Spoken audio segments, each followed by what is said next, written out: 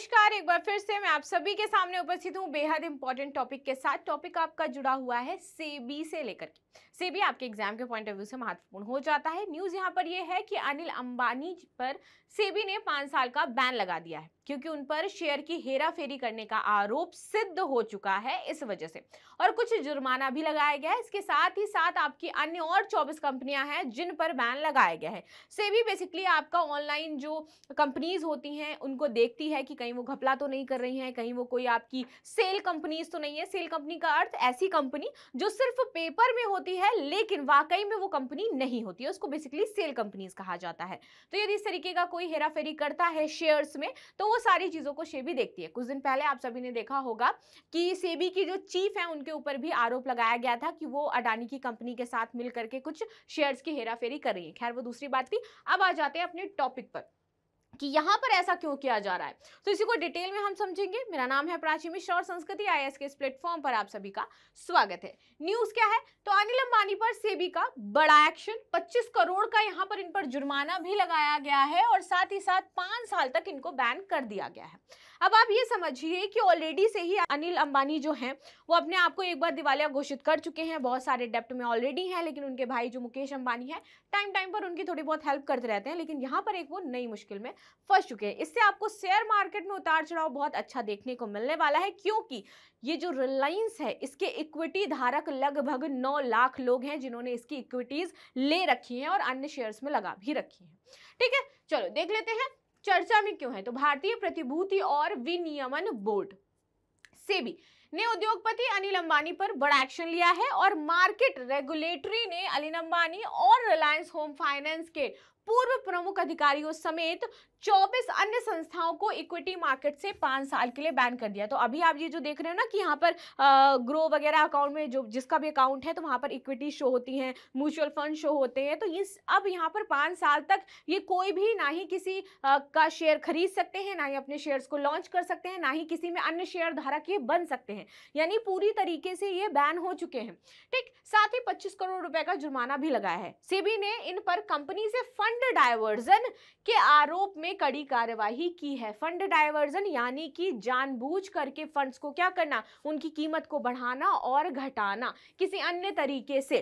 तो ये है फंड डायवर्जन आपका, और इसी आरोप में इनको पकड़ा गया है। इसकी इन्होंने पूरी योजना बना ली थी, क्योंकि आप सभी जानते हो कि इनके जो शेयर्स हैं वो बहुत ही एक तरीके से धीमे और कम दाम पर चल रहे थे। आगे देखते हैं महत्वपूर्ण बिंदु क्या है।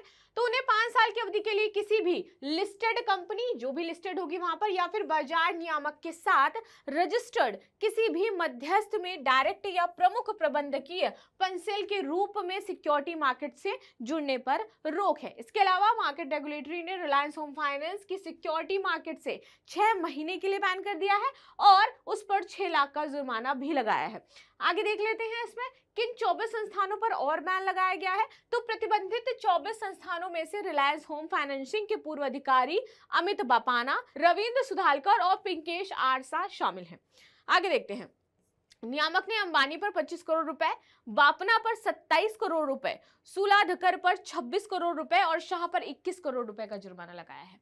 आगे देखते हैं। इसके अलावा Reliance Unicorn Enterprises, Reliance Exchange, Next LT, Reliance Commercial Finance Limited, Reliance Clean Gen Limited, Reliance Business Broadcast News Holdings Limited, Reliance Big Entertainment Private Limited, प्रत्येक पर 25 करोड़ रुपए का जुर्माना लगाया गया है। तो अब आप समझिए कि इन प्रत्येक कंपनी पर 25-25 करोड़ का जुर्माना लगा है, यानी कि कितना ज्यादा इन पर आप देखोगे जुर्माना लगाया गया। और अगर जुर्माना 25 करोड़ का है तो यानी कि इन्होंने घपला कितना बड़ा किया होगा, ये सोचने वाली बात हो जाती है।